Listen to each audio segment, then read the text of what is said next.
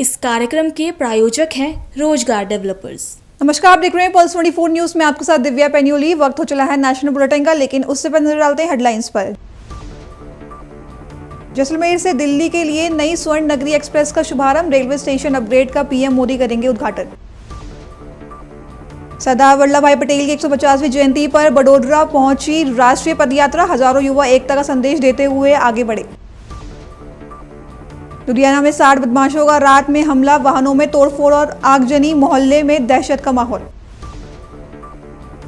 चुनाव आयोग की एसआईआर प्रक्रिया पर गहलोत का तीखा सवाल, बोले चुनाव आयोग को इतनी जल्दी एसआईआर लागू करने की क्या जरूरत थी। तुम दोनों की मेहनत बहुत रंग लाई है बेटा, घर बहुत सुंदर बना है। ये मेरे पापा का घर। पता है, देख तेरे पापा की नेम प्लेट अपने हाथों से लगाऊंगा। नेम प्लेट तो लग चुकी पापा।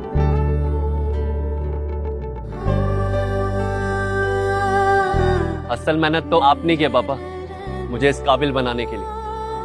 वो जिंदगी भर किराए के मकान में रहे, लेकिन तो आज ये घर मेरा नहीं, ये है मेरे पापा का घर।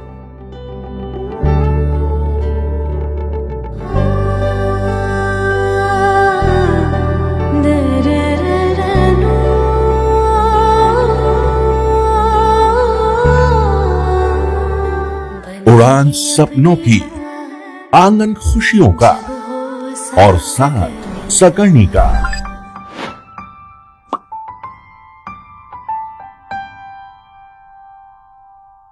साठ वर्षों से आपके साथ मनोरंजन और संस्कार का संगम, जाह्नवी मैगजीन। अब खबरें विस्तार से। जैसलमेर से दिल्ली के लिए नई स्वर्ण नगरी एक्सप्रेस का आज शुभारंभ किया गया। केंद्रीय मंत्री अश्विनी वैष्णव और सांसद गजेंद्र सिंह शेखावत ने इस ट्रेन को हरी झंडी दिखाकर रवाना किया। केंद्रीय मंत्री अश्विनी वैष्णव ने कहा कि यह नई ट्रेन जैसलमेर को दिल्ली, जयपुर और जोधपुर से जोड़ने वाली शानदार सुविधा है। उन्होंने बताया कि 1 दिसंबर से यह ट्रेन नियमित वाणिज्य के संचालन में आ जाएगी। उन्होंने यह भी बताया कि जैसलमेर रेलवे स्टेशन का विकास कार्य काफ़ी आगे बढ़ चुका है और अगले महीने इसका उद्घाटन प्रधानमंत्री मोदी करेंगे। इसके अलावा नए प्लेटफॉर्म भी बनाए गए हैं, जिसमें यात्रियों की ओर से बेहतर सुविधाएं मिलेगी। विशेषज्ञों के अनुसार स्वर्ण नगरी एक्सप्रेस शुरू होने से पर्यटन और व्यापार को भी नई गति मिलेगी और जैसलमेर क्षेत्र की कनेक्टिविटी में महत्वपूर्ण सुधार होगा। रेल अधिकारी और स्थानीय लोग इस नई सुविधा से उत्साहित हैं और इस क्षेत्र के विकास में महत्वपूर्ण कदम माना जा रहा है। जैसलमेर से स्वर्ण नगरी एक्सप्रेस चालू हुई दिल्ली के लिए। ये जैसलमेर को दिल्ली के साथ, जयपुर के साथ और जोधपुर के साथ जोड़ने वाली बहुत अच्छी एक नई सुविधा, एक नई ट्रेन आज आरंभ हुई है। 1 दिसंबर से इसका रेगुलर कमर्शियल ऑपरेशन चालू होगा। साथ ही साथ जैसलमेर स्टेशन का काम भी बहुत आगे बढ़ चुका है, महीने भर के अंदर अंदर कंप्लीट होगा। तब माननीय प्रधानमंत्री श्री नरेंद्र मोदी जी को रिक्वेस्ट करके इसका इनॉग्रेशन कराएंगे।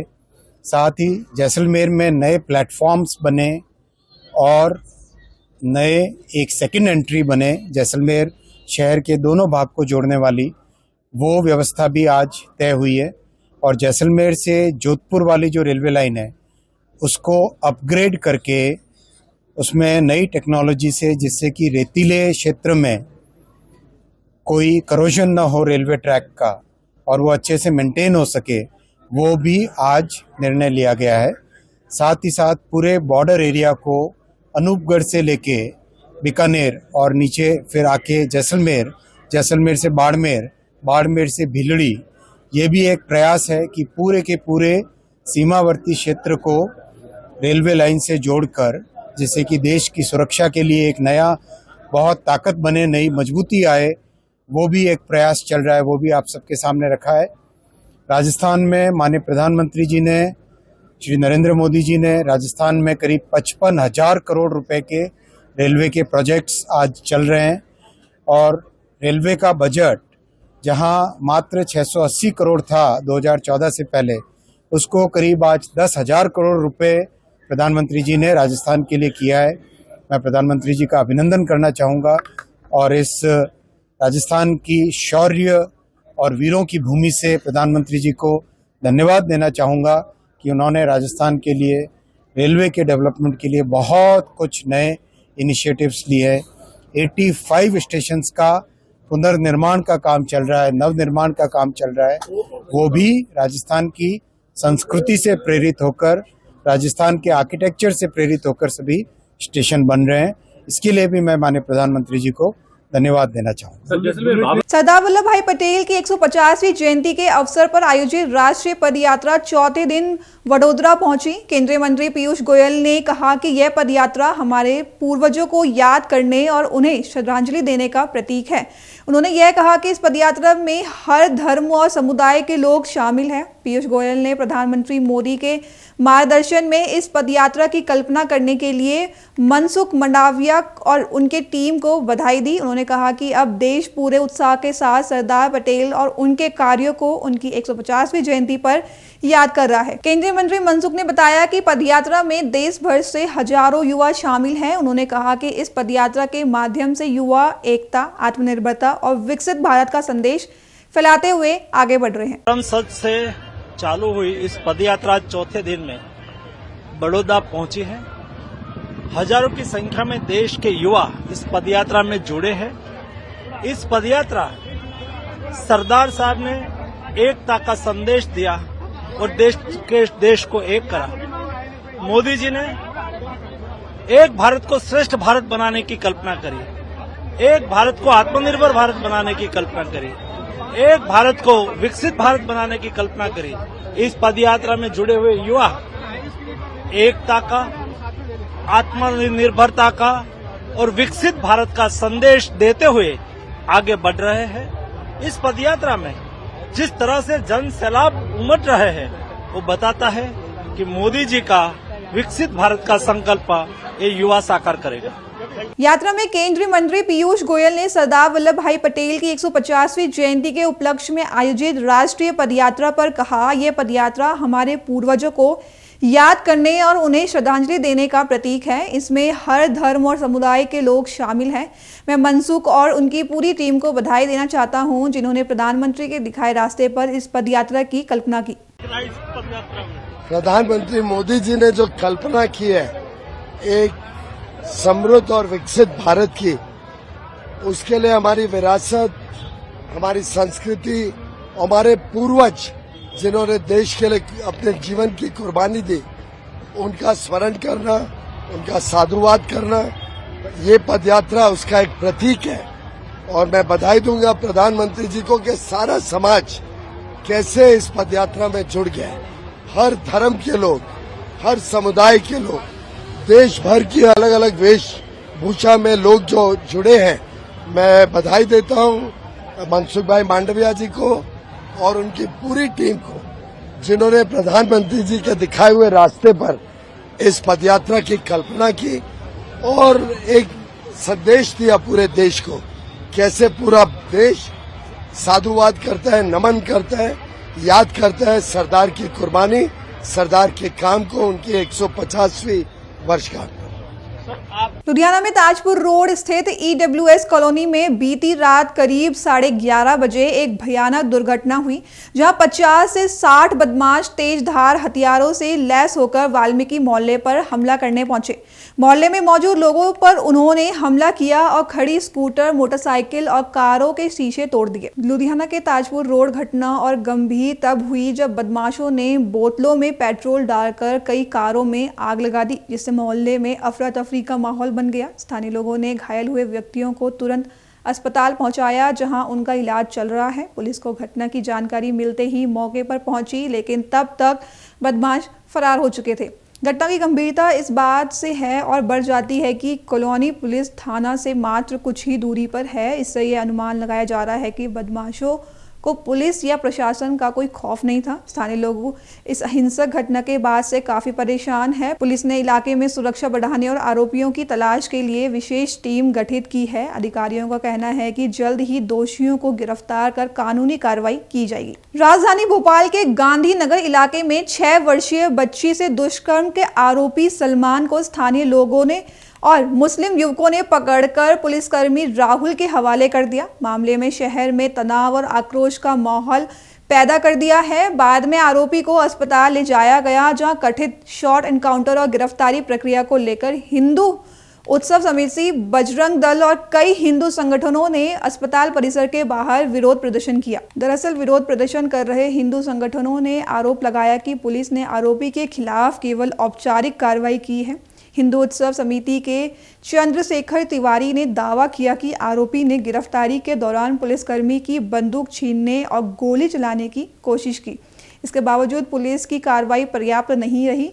उन्होंने कहा कि ऐसे मामलों में सख्त कार्रवाई जरूरी है।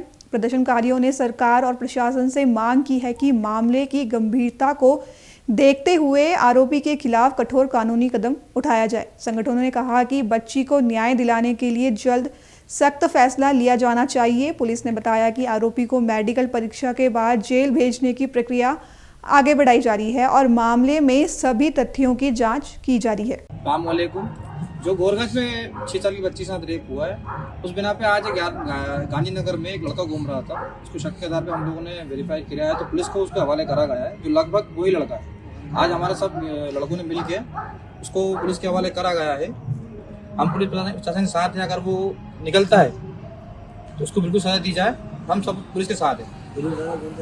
राहुल गुरु पुलिस वाले हैं, उनको हमने उसको सौंपा है, वो लेके गए उसके यहाँ से। राहुल भैया के साथ हमने को सौंप दिया है। गांधीनगर के अंदर वो मकान किराए पे घूम रहा था, तो हम लोगों को शक हुआ नया आदमी कौन है, कोई आईडी नहीं थी। हमने इस आधार पे राहुल गुरु जी को उसको सौंप दिया है। शक के आधार पे 80% प्रशासन ने भी बोला है कि मैच हो रहा है, जो भी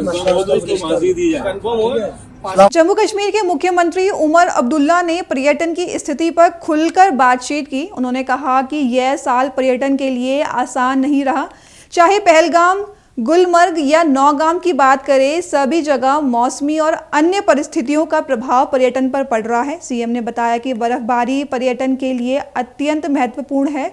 उन्होंने उम्मीद जताई कि दिसंबर में अच्छी बर्फबारी होगी, जिससे गुलमर्ग, सोनमर्ग और श्रीनगर जैसे लोकप्रिय स्थलों को लाभ होगा और पर्यटकों की संख्या में भी वृद्धि होगी। उमर ने कहा कि हालांकि अभी पर्यटक की संख्या अपेक्षाकृत कम है, लेकिन वे अब आ रहे हैं। उन्होंने सभी संस्थानों और पर्यटन आयोजकों का स्वागत किया और कहा कि पर्यटन को बढ़ावा देने के लिए राज्य प्रशासन हर संभव प्रयास कर रहा है। सीएम ने यह भी कहा कि राज्य में पर्यटन के विकास के लिए बुनियादी सुविधाओं और बर्फबारी जैसी प्राकृतिक परिस्थितियों का सहयोग बेहद जरूरी है। जो स्टॉल है, ये जो सेरेमनी हुई है, किस तरह का पॉजिटिव इम्पैक्ट होगा इससे? अब जहाँ पे भी बिजनेस टू बिजनेस रिश्ते बनते हैं, उम्मीद की जाती है कि उससे जो टूरिज्म इंडस्ट्री के साथ जुड़े हुए हमारे लोग हैं उनको फायदा मिलेगा, क्योंकि आखिरकार टूरिज्म में सबसे बड़ी बात प्रमोशन है। जितना ज्यादा आप प्रमोट कर सकते हो, जितनी ज्यादा आप मार्केटिंग कर सकते हो, उतना ज्यादा लोग आएंगे। ये साल टूरिज्म के लिहाज से हमारे लिए आसान नहीं रहा। चाहे पहलगाम से शुरू करें या उसके बाद दिल्ली और नौगाम, उसका एक बहुत भारी असर जो है हमारी टूरिज्म पे पड़ा है। लेकिन उस चीज के बावजूद अगर स्कॉल जैसे इंस्टीट्यूशंस, ग्रुप्स जो हैं यहाँ आते हैं और हमारी टूरिज्म इंडस्ट्री के लोगों के साथ एक फॉर्मल रिश्ता जो है वो कायम करते हैं, तो इस चीज का हमें इस्तेमाल करना चाहिए और उम्मीद करते हैं कि इसका फायदा टूरिज्म इंडस्ट्री को जरूर होगा। वन इम्पोर्टेंट थिंग, जैसे आपने खुद अंदर जिक्र किया कि 4 जो सीजन्स होते हैं, विंटर, स्प्रिंग, जो ऑटम जो लास्ट लेग पर है, गवर्नमेंट की तरफ से या जो हमारे टूर ऑपरेटर्स ऑर्गेनाइजेशंस है, कुछ स्टेप्स उठाए गए हैं जिसकी वजह से हमारा विंटर जो है वो फुटफॉल बढ़ जाए? चूंकि ना सबसे बड़ी चीज फुटफॉल के लिए बर्फ। अभी नवंबर तो बिल्कुल सूखा रहा। उम्मीद की जाती है कि अल्लाह ताला की तरफ से हमें वो हम पे मेहरबान होंगे और दिसंबर के महीने में ठीक ठाक बर्फ पड़ेगी। बर्फ शुरू हो जाए तो हम मान के चलते हैं कि गुलमर्ग, पहलगाम, सोनमर्ग, कुछ हद तक श्रीनगर को उसका फायदा होगा। लेकिन वो अल्लाह ताला पे है। जितनी जल्दी बर्फ होगी उतना जल्दी जो है हमारा विंटर टूरिज्म का सीजन शुरू होगा।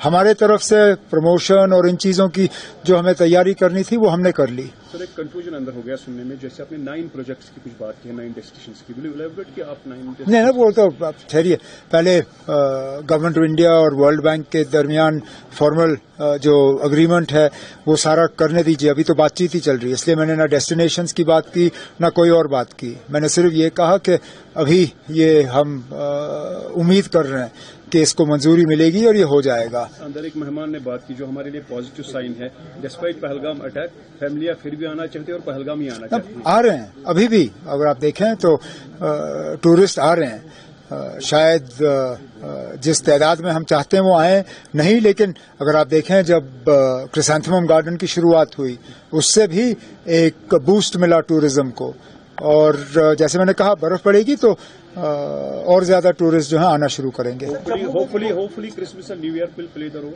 Let's hope so. DIG operations NDRF Mohan Sen Shahidi ने बताया कि तमिलनाडु में चक्रवात दितवा के मद्देनजर सुरक्षा और राहत कार्यों के लिए 14 एनडीआरएफ टीमों को पहले ही तैनात किया गया है। उन्होंने आगे कहा कि अतिरिक्त 10 टीमों में एयरलिफ्ट के माध्यम से प्रभावित क्षेत्रों में भेजी जा रही है ताकि आपदा प्रबंधन और राहत कार्य तेजी से किया जा सके। डीआईजी मोहन सेन शाहिदी ने बताया कि श्रीलंका में चक्रवात के प्रभाव से भारी नुकसान हुआ है। इसी को ध्यान में रखते हुए 2 एनडीआरएफ टीमें आज सुबह श्रीलंका के लिए रवाना की गई है और वे पहले ही वहां पहुंच चुकी है। उन्होंने कहा कि इन टीमों का उद्देश्य प्रभावित क्षेत्रों में बचाव, राहत और आवश्यक सहायता प्रदान करना है। उन्होंने नागरिकों से आग्रह किया है कि प्रशासन और आपदा प्रबंधन टीमों के निर्देशों का पालन करें और सुरक्षित स्थानों पर बने रहें। एनडीआरएफ के अधिकारियों ने कहा कि तमिलनाडु और आसपास के प्रभावित क्षेत्रों में लगातार निगरानी की जा रही है और किसी भी आपात स्थिति में तुरंत राहत कार्य शुरू किया जाएगा। तमिलनाडु में हमें जो साइक्लोन दितवा को देखते हुए 14 टीमों की तैनाती की गई है और अभी एडिशनल टीम्स भी मांगी गई है। अगर कोई ऐसी सिचुएशन डेवलप होगी उसकी तैनाती के लिए, उसको देखते हुए हमारी 10 टीमें 5 पुणे से और 5 वडोदरा से एयरलिफ्ट की जा रही हैं और अभी दोपहर तक उनकी तैनाती हो जाएगी। सर, श्रीलंका में सिचुएशन है उसको लेकर भी, क्योंकि एनडीआरएफ की टीमें गई, उसके बारे में जानना चाहिए। जी, श्रीलंका में साइक्लोन का जो इम्पैक्ट हुआ था इनिशियल, उसमें काफी बारिश हुई थी। मूसलाधार बारिश की वजह से फ्लडिंग आई है, लैंडस्लाइड्स की सिचुएशन डेवलप हुई है जिसमें जाने गई हैं, लोग हताहत हुए हैं, घर डिस्ट्रॉय हुए हैं। उसको देखते हुए पीएमओ ने डिसाइड किया है कि हमारे जो इम्पोर्टेंट नेबर है, मैरीटाइम नेबर, उनकी मदद करना आवश्यक है। इसके लिए एनडीआरएफ को डायरेक्शन दिया गया है और 2 टीमें हमारी 80 रेस्क्यूअर्स की, जिसमें हमारे डॉग्स हैं, कैनाइन्स हैं, डीप डाइवर्स हैं, स्पेशल इक्विपमेंट्स के साथ ये आज सवेरे 4 बजे रवाना हुए हैं और वहां पहुंच चुके हैं। अभी ब्रीफिंग चल रही है और कुछ ही क्षणों में फिर उनकी अभी तैनाती हो जाएगी। और सर, इस ओवरऑल इशू पर अगर बात करें, साइक्लोन की ही बात करें, तूफान की बात करें, तो किस तरह के चैलेंजेस जो हैं वो आ रहे हैं? तो वो देखिए, साइक्लोन एक ऐसा विषय अभी है जिस पर काफी हद तक काबू पा लिया गया है, क्योंकि इसमें अर्ली वार्निंग जो सिस्टम है बहुत इंपॉर्टेंट होता है। वो आईएमडी से हमें ऑलमोस्ट सटीक इन्फॉर्मेशन मिलती है, ये एक अच्छी बात है। और पहले से ही जो हमारा इंस्टीट्यूशनल मैकेनिज्म है वो काफी रॉबस्ट हुआ है पिछले कुछ सालों में। उसकी वजह से जो जितनी भी एजेंसीज हैं सारे एक साथ बैठ करके प्लानिंग करते हैं और अभी जैसे पीएमओ लेवल पर, एचएम लेवल पर और एनडीए में हैं, बाकी एजेंसीज हैं, इनकी लगातार मीटिंग होती है। कल ही हमारी मीटिंग हुई थी जिसमें स्टेट्स की जो भी डिमांड है उस पर कार्रवाई होती है। तो टीमों की तैनाती, प्री पोजिशनिंग जो है वो बड़ा इंपॉर्टेंट फैक्टर होता है, क्योंकि इवैक्यूएशन टाइमली करना जरूरी है। ये कार्रवाई हो रही है और एडिशनल टीम्स भी हम वहां पर मुहैया करा रहे हैं। कर्नाटक के हुबली में आज किसानों की समस्याओं को लेकर बड़ा राजनीतिक रंग देखने को मिला। बीजेपी किसान मोर्चा ने राज्य सरकार के खिलाफ जबरदस्त प्रदर्शन किया और आरोप लगाया कि सरकार किसानों के हितों की रक्षा करने में पूरी तरह विफल रही है। हुबली के डॉक्टर बाबा साहिब अम्बेडकर सर्कल पर बीजेपी किसान मोर्चा के कार्यकर्ताओं ने प्रदर्शन किया। यह विरोध प्रदर्शन बीजेपी विधायक महेश तंगीनकाई की अगुवाई में हुआ है। प्रदर्शनकारियों ने आरोप लगाया कि अत्यधिक मानसून की बारिश से किसानों को भारी नुकसान हुआ है, लेकिन सरकार कोई प्रभावित राहत देने में असफल रही है। प्रदर्शन के बाद किसान बैलगाड़ियों के साथ विरोध मोर्चा निकालते हुए तहसीलदार कार्यालय पहुंचे और एक विस्तृत ज्ञापन सौंपा। दरअसल कर्नाटक में किसानों के मुद्दे को लेकर राजनीति तेज हो गई है। भाजपा विधायक महेश ने राज्य सरकार पर बड़ा हमला बोलते हुए कहा कि सरकार किसानों के आंसू पहुंचने में पूरी तरह नाकाम रही है। एमएलए महेश ने आरोप लगाया कि मुख्यमंत्री सिद्धारमैया और उप मुख्यमंत्री डीके शिव कुमार किसानों की समस्याओं को सुलझाने के बजाय मुख्यमंत्री की कुर्सी के लिए संघर्ष में लगे हुए हैं। उन्होंने कहा कि किसानों की परेशानियां लगातार बढ़ रही है, लेकिन सरकार कोई ठोस कदम नहीं उठा रही है। उन्होंने मांग की कि लोबिया खरीद के लिए अलग खरीद केंद्र खोला जाए, आम के लिए सपोर्ट प्राइस घोषित किया जाए और इस सुविधा को धारवाड़ जिले तक बढ़ाया जाए। रंगीनकाई का कहना है कि कांग्रेस को कर्नाटक की जनता ने भारी बहुमत दिया, लेकिन सरकार जनता की उम्मीदों पर खरी नहीं उतरी है। उन्होंने तंज कसते हुए कहा कि कांग्रेस नेताओं में मुख्यमंत्री पद के लिए खुला संघर्ष चल रहा है। ಭಾರತೀಯ ಜನತಾ ಪಾರ್ಟಿ ಹುಬ್ಬಳ್ಳಿ ಧಾರವಾಡ ಮಹಾನಗರ ಜಿಲ್ಲಾ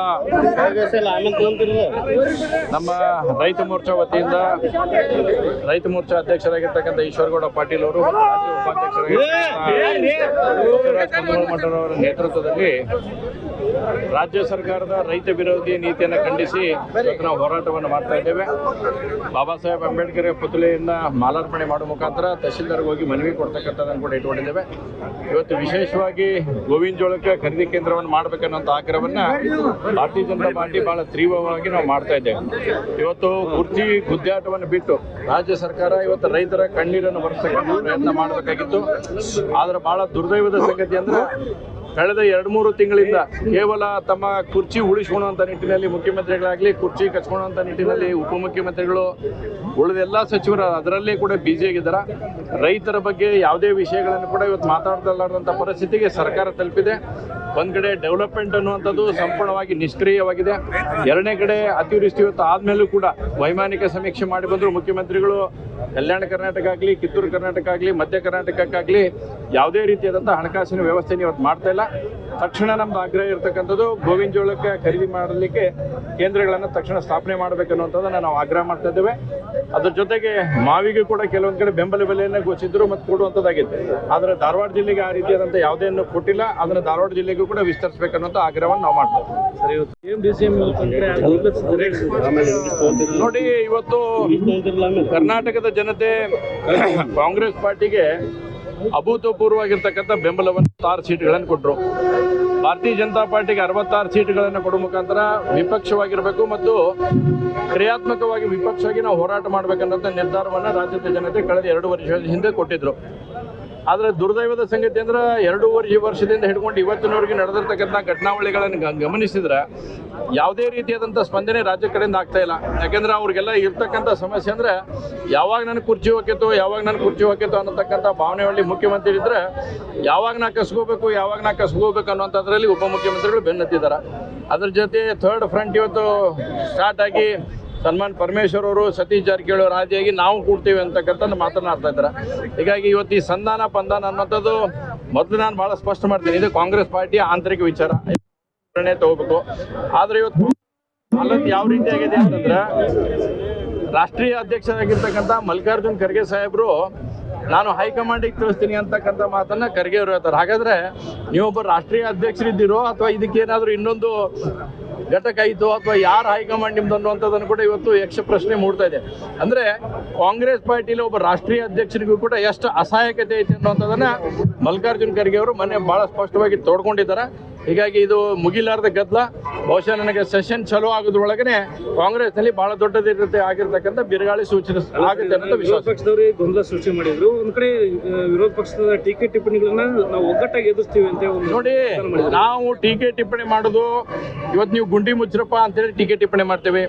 ರೈತರ ಸಮಸ್ಯೆಗಳನ್ನು ಬಗೆಹರಿಸ್ರಪ್ಪ ಅಂತಂದ್ರೆ ಟೀಕೆ ಟಿಪ್ಪಣಿ ಮಾಡ್ತೇವೆ. ಡೆವಲಪ್ಮೆಂಟ್ ಮಾಡ್ರಿ ಅಂತ ಟೀಕೆ ಟಿಪ್ಪಣಿ ಮಾಡ್ತೇವೆ. ಮುಖ್ಯಮಂತ್ರಿ ಸಿದ್ದರಾಮಯ್ಯ ನಿಲ್ಲಿಸಂತ ನಾವೇನು ಹೇಳೇವಾ? ಅಥವಾ ಡಿ ಕೆ ಶಿವಕುಮಾರ್ಗೆ ಮುಖ್ಯಮಂತ್ರಿ ಮಾಡೋದು ನಾವೇನು ಹೇಳೇವಾ? ಅಥವಾ ಪರಮೇಶ್ವರ್ ಅವರಿಗೆ ನೀವು ಕುಂದ್ರಿ ಅಂತ ನಾವು ಹೇಳೇವಾ? ನಮ್ಮ ಟೀಕೆ ಆಡಳಿತ ವ್ಯವಸ್ಥೆಯನ್ನು ಸರಿ ಮಾಡಬೇಕು ಮತ್ತು ಆಡಳಿತ ಯಂತ್ರನ ಚುರುಕುಗೊಳಿಸಬೇಕು. ಇವತ್ತು ನಿಷ್ಕ್ರಿಯವಾಗಿರ್ತಕ್ಕಂಥ ಆಡಳಿತ ಯಂತ್ರವನ್ನು ಸರಿ ಮಾಡಿ ಅನ್ನೋದಕ್ಕೆ ಟೀಕೆ ಟಿಪ್ಪಣಿ ಅದೇ ವಿನಃ ಯಾವುದೇ ರೀತಿಯಾದಂಥ ಕಾಂಗ್ರೆಸ್ಸಿನ ಆಂತರಿಕ ವಿಚಾರದಲ್ಲಿ ನಾವು ಯಾರು ಬಿದ್ದಿಲ್ಲ, ಬೀಳುವಂಥ ಪ್ರಶ್ನೆನೇ ಇಲ್ಲ. ಇವತ್ತು ತಮ್ಮ ಕುರ್ಚಿಯನ್ನು ಉಳುಕುಸಿಕೊಳ್ಳೋದ್ರ ಸಲುವಾಗಿ ವಿನಾಕಾರಣ ವಿಪಕ್ಷ ಮೇಲೆ ಹಾಕುವಂಥ ಪ್ರಯತ್ನ ಮಾಡ್ತಾರೆ. ಇದೊಂದು ನಾಚಿಕೆಗೇಡರಾಗಿರ್ತಕ್ಕಂಥ ಸಂಗತಿ.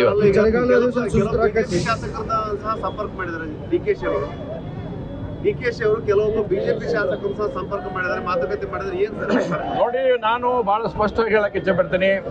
ಕಾಂಗ್ರೆಸ್ನಲ್ಲಿ ಬಹಳ ಉತ್ತಮವಾಗಿರ್ತಕ್ಕಂಥ ಮೆಜಾರಿಟಿಯನ್ನ ಜನ ನಿಮಗೆ ಕೊಟ್ಟ 136 ಸೀಟನ್ನು ಕೊಟ್ಟಿದ್ದಾರೆ. ನಿಮ್ಮ ಶಾಸಕರನ್ನ ನೀವು ಉಳಿಸ್ಕೊಂಡ್ರೆ ಸಾಕು. ಬಿಜೆಪಿ ಅವ್ರನ್ನ ಮುಟ್ಟುವಂತ ಅವಶ್ಯಕತೆ ಇಲ್ಲ.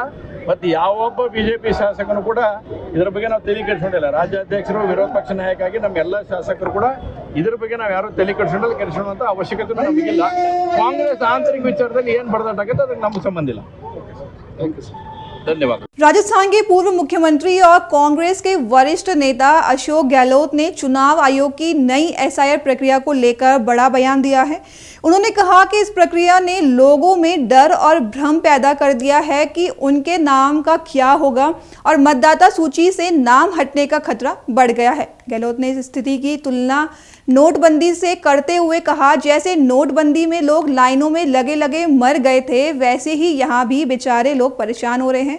यह बहुत गंभीर मामला है। उन्होंने सवाल उठाया कि चुनाव आयोग इतनी जल्दी एसआईआर लागू करने की क्या जरूरत थी, लोगों को इतना कम समय क्यों दिया गया। गहलोत ने कहा कि इस प्रक्रिया ने आम लोगों को भ्रमित कर दिया है और सरकार को चाहिए कि वह इस पर तुरंत स्पष्टता लाए। उनका मानना है कि यह मुद्दा सामान्य प्रशासनिक प्रक्रिया नहीं बल्कि लोकतंत्र से जुड़ा बेहद संवेदनशील विषय है। कौन कह रहा है? वो तो उनसे और क्या उम्मीद करते हैं? वो सत्ता में अभी भागीदार है नहीं, तो कोई न कोई तो उनको भी तो कमेंट करने पड़ते हैं। बाकी कोई दम नहीं इन बातों में। लोग मरे हो तो फिगर है ना, हमारे पास थोड़ी है। आप लोग ही छापते हो, मीडिया वाले छापते, हिंदुस्तान भर की फिगर हो तो। और एफआईआर जो हो रहा है, अभी से लोग चिंतित हो गए हैं हमारे नाम का क्या होगा। और गरीब आदमी है, दलित वर्ग का है, कच्ची बच्चों का है, गुमगढ़ है, उनको पता ही नहीं बातों का। कौन तो उनके पास जा रहा है, कौन गारंटी दे रहा है उनकी भाई नाम इनके आ जाएंगे। कितना बड़ा बिना मतलब का, जैसे नोटबंदी हुई थी ना, तब लोग जो आए थे लाइन लगा लगा कर बेचारे, कितने लोग लाइनों मर गए थे, वो आंकड़े हम भी भूल गए हैं। नोटबंदी के वक्त में कितने लोग मर गए थे, कोई आंकड़े याद नहीं है। यहाँ बेचारे लोग मर रहे हैं, जो आपके BLO है वो मर रहे हैं। पब्लिक कितनी छूट जाएगी, लंबा प्रोसेस, उसके बाद में पता नहीं क्या होगा। कोरोना आया था तो कितने लोग पैदल चले थे बिहार तक, कहाँ बॉम्बे कहाँ बिहार, बताइए कहाँ बॉम्बे कहाँ राजस्थान। तो ये हालात देख चुका देश। केंद्र सरकार को, मोदी गवर्नमेंट को अनुभव है, पैदल चलने का भी अनुभव है, बैंकों की लाइन लगी वो अनुभव है। वो अनुभव का फायदा क्यों नहीं उठा रहे हैं?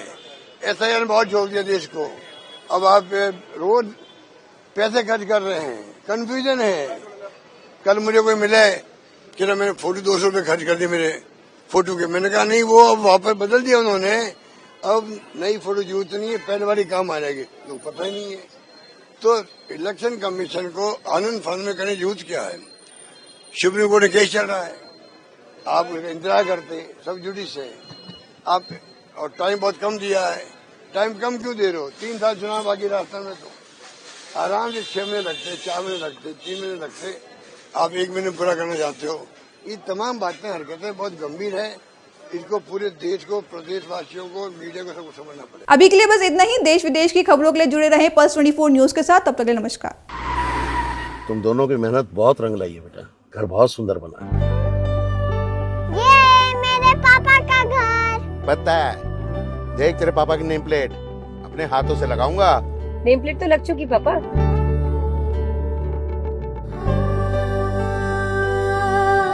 असल मेहनत तो आपने की है पापा, मुझे इस काबिल बनाने के लिए। वो जिंदगी भर किराए के मकान में रहे, लेकिन आज ये घर मेरा नहीं, ये है मेरे पापा का घर।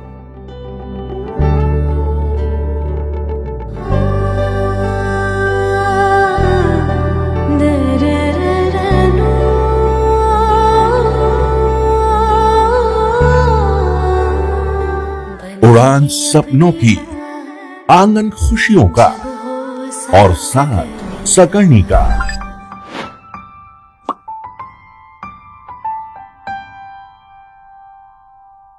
60 वर्षों से आपके साथ मनोरंजन और संस्कार का संगम, जाह्नवी मैगजीन। इस कार्यक्रम के प्रायोजक थे रोजगार डेवलपर्स।